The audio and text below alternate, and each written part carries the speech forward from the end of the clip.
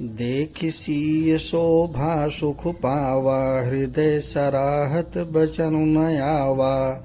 जनु बिरंच सब निज निपुनाई, बिरच विश्व कह प्रगति दिखाई। प्रभु राम ने जब जनकपुर फुलवारी में सीता जी को पहली बार देखा तो उनको देख करके उन्हें बहुत सुख प्राप्त हुआ। हृदय सराहत बचन न आवा, और मन से वो सराहना कर रहे हैं और सीता जी की सुंदरता को देख करके उनके मुख से कोई वचन ही नहीं निकल रहे हैं और मन में सोच रहे हैं, जनु बिरंच सब निज निपुनाई, बिरच विश्व कह प्रगट दिखाई। मानव विधाता ने अपनी रचना करने की सभी कारीगरी इसी सीता में ही रच करके और सीता को रचकर पूरे विश्व को प्रकट कर दिया, प्रत्यक्ष कर दिया है। जय सीताराम, जय हनुमान जी। जब प्रभु राम जनकपुर में सीता जी से पहली बार मिले, या कहिए सीता जी पहली बार मिली, तब हुआ क्या, प्रभु राम गए थे फूल तोड़ने के लिए। उधर से सीता जी माँ पार्वती का पूजा करने आ रही थी और उसी समय सीता जी की एक सहेली उनसे अलग हो करके वो भी कुछ देखने थोड़ा अलग गई। तो उसने जब राम और लक्ष्मण दो राजकुमार को देखा तो उनकी सुंदरता से मोहित हो गई और दौड़ कर जा करके सीता जी से कही कि सभी लोग चलो, श्याम गौर दो जोड़ी है जिनका वर्णन मैं कर नहीं पा रही हूँ और वही हैं जिनकी चर्चा पूरे जनकपुर में है, चलो उनको देख लो। और ये बात सुनते ही सीता जी तुरंत व्याकुल होकर, मतलब प्रभु राम को देखने के लिए उनकी चाहत बढ़ गई। उन्होंने कहा, जिसका इतने दिनों से इंतजार था वो आ गए हैं। सुमिर सीय नारद बचन, उपजी प्रीति पुनीत, चकित बिलोकति सकल दिश, जनु शिशु मृगी सभीत। नारद की वचनों का स्मरण करके सीता जी के मन में पवित्र प्रेम उत्पन्न हुआ और चकित बिलोकत सकल दिश, जनु शिशु मृगी सभीत। वो बाल मृगी के समान, भयभीत बाल मृगी के समान आश्चर्यचकित होकर सभी दिशाओं में देखती हुई चल रही हैं। जब वो चल रही हैं तो कंगन किंकिन नूपुर धुनि सुनि, कहत लखन सन राम हृदय गुनी। मानहु मदन दुंदुबी दीन्ही, मनसा विश्व विजय कह कीन्ही। हाथों के कड़े, करधनी और पायजेब की धुन सुन करके सीता जी के इन सब आभूषणों की धुन को सुन करके प्रभु राम ने लक्ष्मण से अपने हृदय में अनुमान करके विचार करके कि इतनी सुंदर ध्वनि कैसी है, कहाँ से आ रही है। उन्होंने लक्ष्मण से कहा कि हे लक्ष्मण, मानहु मदन दुंदुबी दीनी, मनसा विश्व विजय कहाँ कीनी। मानो कामदेव पूरे संसार को जीतने की मनसा से उन्होंने डंका बजा दिया है, उन्होंने डंका पीट दिया है कि अब हम पूरे संसार को जीत करके ही रहेंगे। अस कहि फिर चित एते ही ओरा, सिय मुख शशि भय नयन चकोरा। भय बिलोचन चारु अचंचल, मनहु सकुच निमित जे दिगंजल। ऐसा कह करके प्रभु श्री राम जी ने उस तरफ देखा जिस तरफ से वह मधुर ध्वनि आ रही थी। तो सिय मुख शशि भय नयन चकोरा, सीता जी के चंद्रमा के समान मुख को देख करके प्रभु श्री राम जी का नयन चकोर हो गया। यानी प्रभु श्री राम जी का नयन चकोर की भांत सीता जी के मुख रूपी पूर्ण चंद्रमा को एक टक देखता ही रह गया। भय बिलोचन चारु अचंचल। प्रभु राम के सुंदर नयन अचंचल हो गए। अचंचल, चंचल माने चलायमान अचंचल स्थिर हो गए, एक टक रुक गए टकटकी। चलायमान अचंचल स्थिर हो गए, एक टक रुक गए टकटकी। पलके गिरना बंद हो गई। मनहु सकुच निमि तजे दिगंजल। निमि निमेश, ये जो आंखों की पलकें गिरती हैं, यह माना जाता है कि जनक जी के पूर्वज निमेश जी आंखों के पलकों में रहते हैं, उन्हीं के कारण ये पलकें गिरती हैं। और ऐसा यहाँ तुलसी बाबा ने लिखा है कि जब सुंदर नेत्र स्थित हो गए तो जनक जी के पूर्वज अपनी पुत्री और दामाद के मिलन को देखना उचित नहीं समझा और उनके प्रभु राम की आंखों से वो हट गए, जिससे पलकें गिरना बंद हो गई। देख सीय शोभा सुख पावा, हृदय सराहत बचन नयावा। जन बिरंच सब निज निपुनाई, बीरच विश्व कह प्रगति कृपाई। प्रभु राम सीता जी की शोभा को देख करके बहुत सुखी हुए, आनंदित हुए और मन से उनकी सुंदरता की सराहना कर रहे हैं। मुख से उनकी बाणी नहीं निकल रही। अभी उनके नेत्रों का पलकें गिरना रुक गई हैं, एक टक देख रहे हैं, अब मुख से वचन भी नहीं निकल रहे हैं और मन में सोच रहे हैं जनु बिरंच, मानो विधाता अपनी कारीगरी की, रचना की सभी कारीगरी इसी सीता जी में समाहित कर दिया और सीता को रच करके पूरे संसार को अपनी योग्यता दिखा दिया। सुंदरता कहूँ सुंदर करई, छब गृह दीप शिखा जनु बरई। सब उपमा कवि रहे जुठारी, कहीं पट तरऊ विदेह कुमारी। प्रभु राम सीता जी की सुंदरता को देख के मन में सोच रहे हैं कि सुंदरता कहूँ सुंदर करई।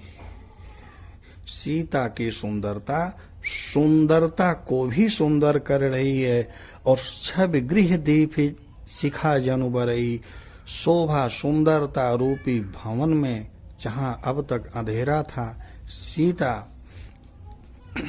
सीता की सुंदरता मानो शोभा रूपी भवन में दीप शिखा दीपक की लौ की तरह जल रही है, जो सुंदरता रूपी भवन को और सुंदर कर दे रही है। सब उपमा कवि रहे जुठारी, कहीं पट तरहु विदेह कुमारी। यहाँ कवि तुलसी बाबा कह रहे हैं कि जितनी भी उपमाएं थी सुंदरता का वर्णन करने के लिए, तुलना करने के लिए, सभी कवियों ने तो उसका प्रयोग कर लिया, जुठारी माने यूज कर लिया है। अब हम किससे उपमा करें? सीता की उपमा करने के लिए कोई उपमा ही नहीं है। सिय शोभा ही बरनि प्रभु, आपन दशा विचारी। बोले सुचि मन अनुज सन, बचन समय अनुहारी।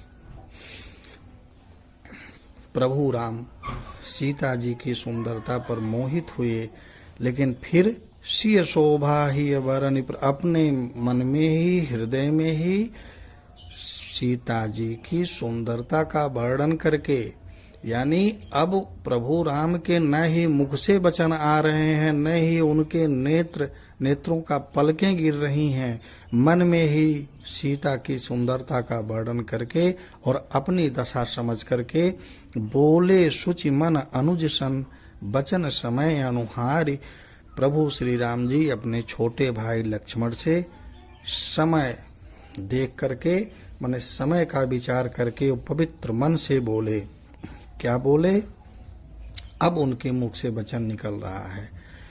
तात जनक तन आयह सोई, धनुष यज्ञ जहि कारण होई। पूजन गौरी सखी ले आई, करत प्रकाश फिरई पुलवाई। कह रहे हैं हे तात, लगता है ये वही जानकी है, जनक तनया, जनक जी की पुत्री वही सीता है, वही कन्या है जिसके लिए यह धनुष यज्ञ हो रहा है। और इनकी सखियां पार्वती जी की पूजा करने के लिए यहाँ ले आई हैं बागीचे में, फूलों की बागीचे में, करत प्रकाश फिरे फुलवाई, जो फूलों की बागीचों में प्रकाश करते हुए फिर रही हैं, जहाँ से जा रही है वहाँ से प्रकाश ही प्रकाश हो जा रहा है। जासु बिलौकी अलौकिक शोभा, सहज पुनीत मोर मनु क्षोभा, सो सब कारण जान विधाता, फर कई सुभद अंग सोनु भ्राता। आगे कह रहे हैं कि जिसकी अलौकिक सुंदरता को देख करके सहज पुनीत मोर मनु क्षोभा, माने सहज स्वभाव से ही जो मेरा हृदय पवित्र रहता है, पवित्र है स्वभाव से, स्वाभाविक रूप से मेरा पवित्र हृदय क्षुब्ध हो रहा है। सो सब कारण जान विधाता, इन सब का कारण तो विधाता ही जाने। करत फरक ही सुभद अंग सोनु भ्राता, हे भाई लक्ष्मण मेरे तो मंगलदायक दाहिने अंग फरक रहे हैं। इन सब का यहाँ एक मनुष्य के रूप में नर लीला ही कर रहे हैं और मनुष्य के रूप में ही कह रहे हैं अपनी बातें। आगे कह रहे हैं रघुवंश निकर कह सुभाऊ, रघुवंशिन कर सहज सुभाऊ, मन कुपंथ पग धरइन काऊ, मोहि अतिशय प्रतीत मन केरी, जेहि सपने हूँ परिनार नेहेरी। इसके बाद प्रभु राम जी कह रहे हैं कि यह रघुवंशियों का जन्मजात स्वभाव है, सहज स्वभाव है। मन कुपंथ पग धरइन काहू, कि कभी भी उनका मन कुमार्ग पर, बुरे मार्ग पर कभी नहीं रख जाता है, वो कुमार्ग पर कभी पैर नहीं रखते। मोहि अतिशय प्रतीत मन केरी, मुझे अपने मन का अत्यंत ही विश्वास है, भरोसा है। जय सपने हु पर नार नहेरी, कि मेरा हृदय स्वप्न जागृत अवस्था तो छोड़ो, स्वप्न में भी पर नारी के तरफ नहीं देखता है, दूसरी स्त्री के तरफ नहीं देखता है। जिनके लहन रिपुरन पीठी, नहीं पा वहीं पर तिय मनु ढीठी, मंगन लहन जिनके नाही, ते नर बर थोरे जग माही। प्रभु राम कह रहे हैं कि रघुवंशी वे हैं जो कभी युद्ध में पीठ नहीं दिखाते, शत्रु कभी उनका पीठ नहीं देख पाते, हमेशा उनका सीना ही देखते हैं। नहीं पा वहीं पर तिय मनु ढीठी, और पराई स्त्रियां के मन और दृष्टि उनको अपनी तरफ खींच नहीं पाती हैं। मंगन लहन जिनके नाही, जिनके यहाँ मांगने वाले कभी ना ही नहीं पाते, यानी जो मांगते हैं अवश्य उन्हें मिलता है।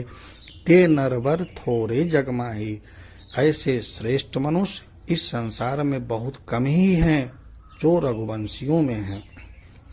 करत बत कही अनुजसन सिय रूप, करत बत कही अनुजसन मन सिय रूप लोभान, मुख सरोज मकरंद छवि करई मधुप इवपान।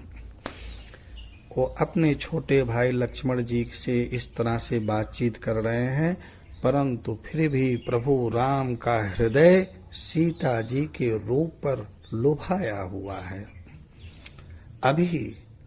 अभी स्थिति ये है कि प्रभु राम ने ही सीता जी को देखा है, सीता जी अभी प्रभु राम को नहीं देख पाई हैं।